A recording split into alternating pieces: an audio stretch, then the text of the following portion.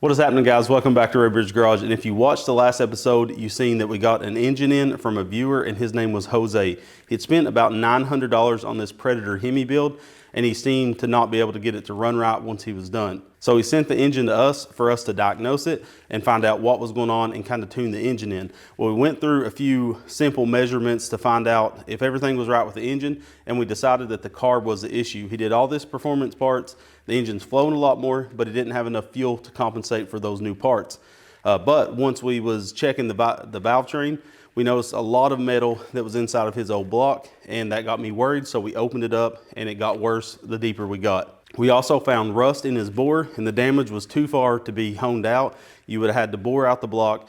So what we decided to do to give him a long-lasting engine and make sure this thing runs right is we gave him a brand new Hemi Predator block as well as a crankshaft out of an engine that we had sitting on the shelf.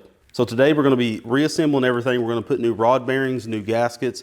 We're going to upgrade him to some 26-pound valve springs because of his cam and rocker setup that he's going with, and get this thing tuned in and running the best we can. Then we're going to throw it on our Amsoil dyno to see what kind of power this engine makes. Then after that, we're going to put it on a mini bike and see what it makes on the old butt dyno. I'm going to guess this thing is going to be around 12 to 13 horsepower. And then at the end of the video, we'll talk on how he could spend his money a little better and got more performance and had a stronger engine at the end of the day. So let's get right into throwing all these parts back into this new block. First, I had to tear down the donor block to get it ready for Jose's rebuild.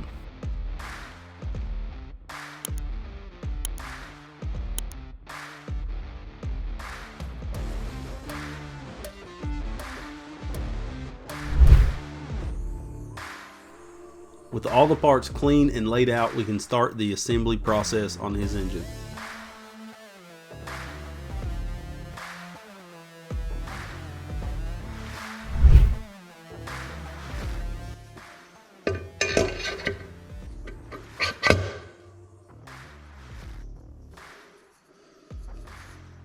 I'm using Amsoil assembly lube on all the rotating parts in this build. You can find the tools and the parts used in this build linked in the video's description.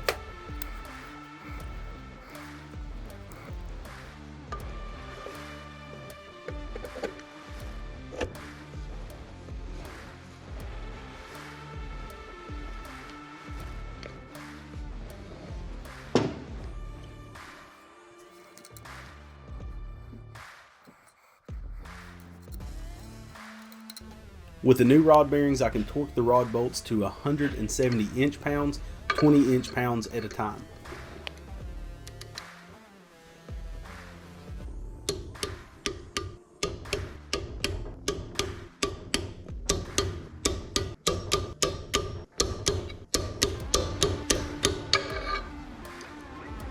Once the rod is torqued, I install the followers and the cam, and then I can replace that worn out O-ring in that billet side cover.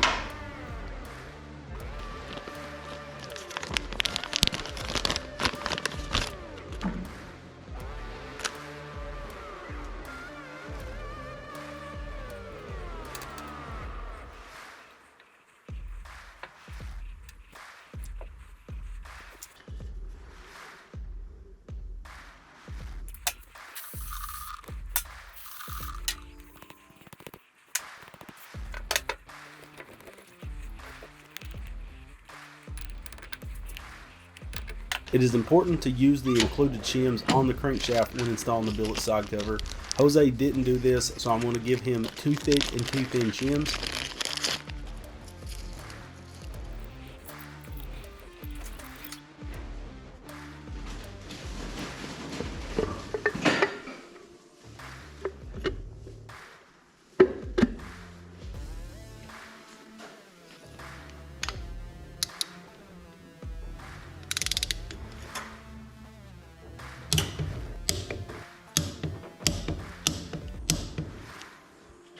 Once the side cover was torqued, we had around 10 thousandths end play, which is just where you want to be. Perfect.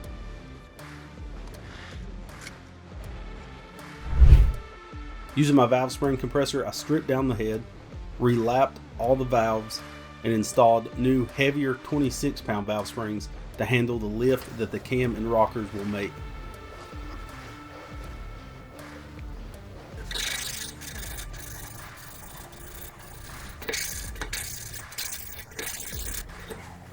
I have full breakdown videos on how to install all these parts in detail on our YouTube channel. Just look for the engine build series on particular builds or the road to horsepower. We show everything in depth in those videos.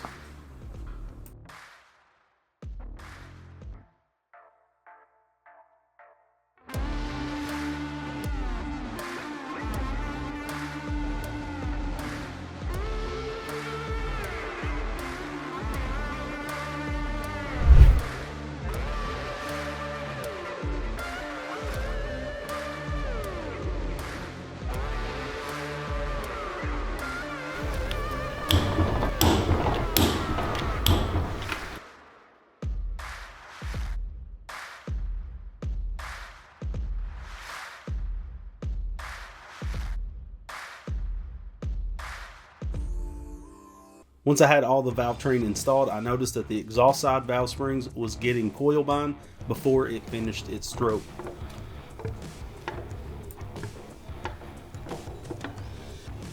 So on our Road to Horsepower series, we talked about using this spring seat cutter. This basically slides down in the valve guide and can cut a wider spring seat as well as deeper if you need it. You have to have one of these to do like the dual valve springs in these Hemi style heads. So the problem is we're running into coil bind on the exhaust valve at the nose. That means when it's open at its most, we can't even fit a 3/1000 feeler gauge. So if we was to send this engine to him like this, he would end up messing something up, breaking a valve spring most likely. So you want to be able to fit a 60/1000 feeler gauge in between the coils at maximum lift on when you're checking like the intake. We have plenty of space on the intake, but none on the exhaust. So we was going to run these 26-pound springs. He's at like 300 and something lift. He's got 1.2 ratio rockers and a 265 lift cam.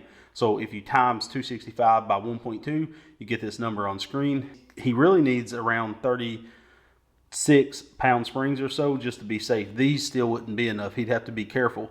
So what I'm going to do is cut the spring pocket wider. You can see these two springs. This is a 26, this is a 36. So the 36 can be compressed more before getting coil bind, but it's a wider spring if you notice. So we're going to cut the pockets out wider but not deeper to fit these 36s, and then we can retest to see if we got coil bind. I think we won't, because again, when you compress these all the way down, this one, the 26 runs into coil bind way before the 36 does. And this is a safer spring to run in it anyway. So we're going to drill these out real quick. If you're going deeper, you do need a mill to be able to tell how much you're running this down, but we're just going to match the original spring seat and just cut a wider channel for it.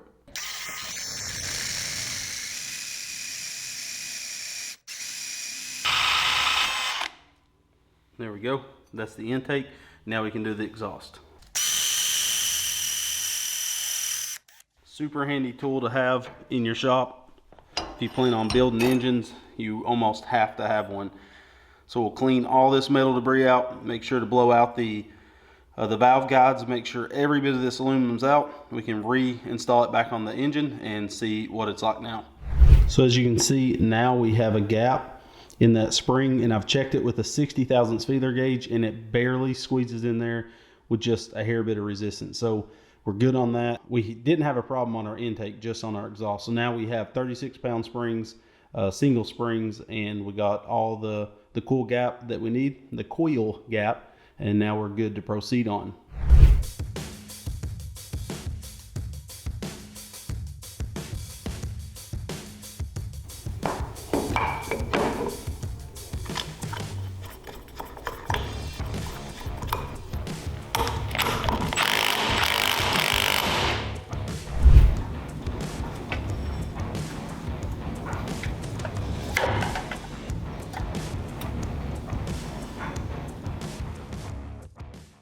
All right, so we have Jose's engine installed on this bike. We got a factory tank zip tie back here. This is our test chassis. So we're gonna see if she'll fire.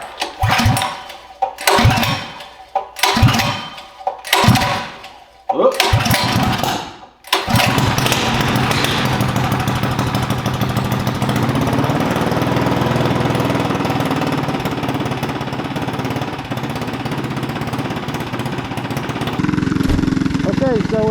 open header, so it's extremely loud.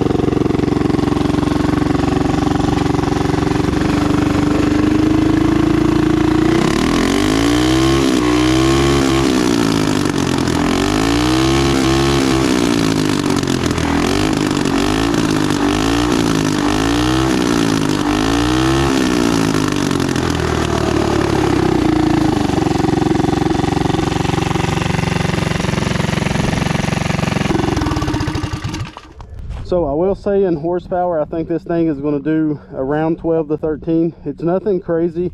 It feels like you did a stage 2. Now the biggest holdup is head porting.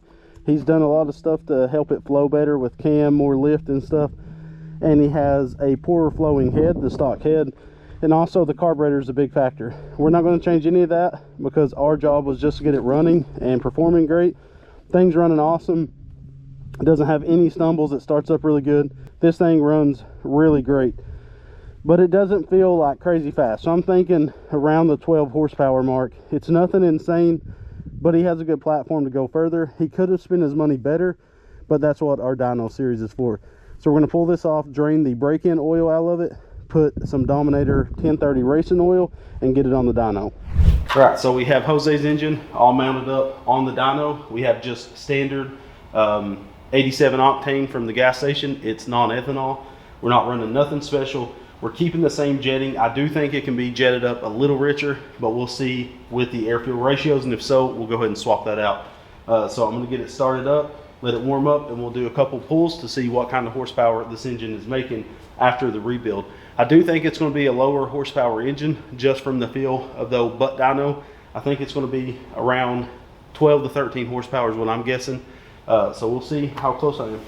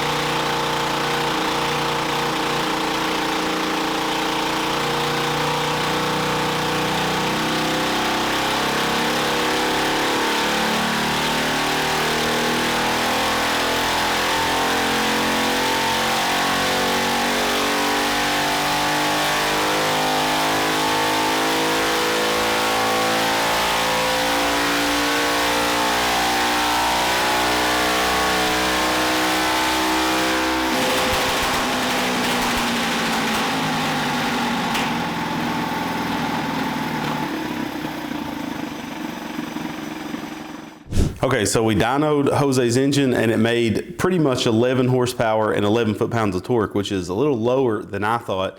And I did talk to Mark at EC Carburetors. He thought it would have made 9.5 to 10. So he was low, I was high. That is a lot of money spent for a little bit of power. But I'll tell you how Jose could have spent his money better. Makes me question, did Jose watch our dyno series? I don't think he did. Because if he would have watched that, he would have known how to make more power with this build for cheaper, really. Our engine on the road to horsepower when we left off was around $1,000, and it made 18.5 horsepower and like 15 foot-pounds of torque. This engine made 11 and 11, pretty much. It was really close to those numbers. How Jose could have made a massive difference with this build, and still can, he already has a good platform, is he could have ported up the head. He would gain 2 to 3 horsepower by porting up the head. It doesn't matter what kind of cam you put in or how much lift you got. If you can't flow the air in and out of your head, you're not going to make any power at the end of the day. Another thing is his carburetor is the second thing that's holding him back. If he would just slap on even a VM22 carburetor, I think between the head and the carb, he can gain 5 to 6 horsepower with those two parts. A VM22 is a really cheap upgrade. I personally would go with a flat slide 24 true Mikuni carb, because they're the best throttle feel and stuff. But a VM22 would work just as good on this, and you can buy those knockoff kits for very cheap. So Jose, port the head, do some research on head porting, get you a Dremel, port the head, or buy a pre-ported head, change out the carb. You're gonna see 16 to 17 horsepower out of this engine by just those two things. I guarantee it on our dyno. Now we've taken a lot of time to make sure our dyno numbers are as accurate as we possibly can make them. So if our engine shows that it's 11 horsepower, we're within 10% of that. Where a lot of people's dynos in this industry, they're inflating their numbers to sell you more horsepower. We're not doing that, because at the end of the day, we just want to give you the knowledge and the information that we're finding out. So another thing with Jose's engine is I would not have bought that Wiseco piston.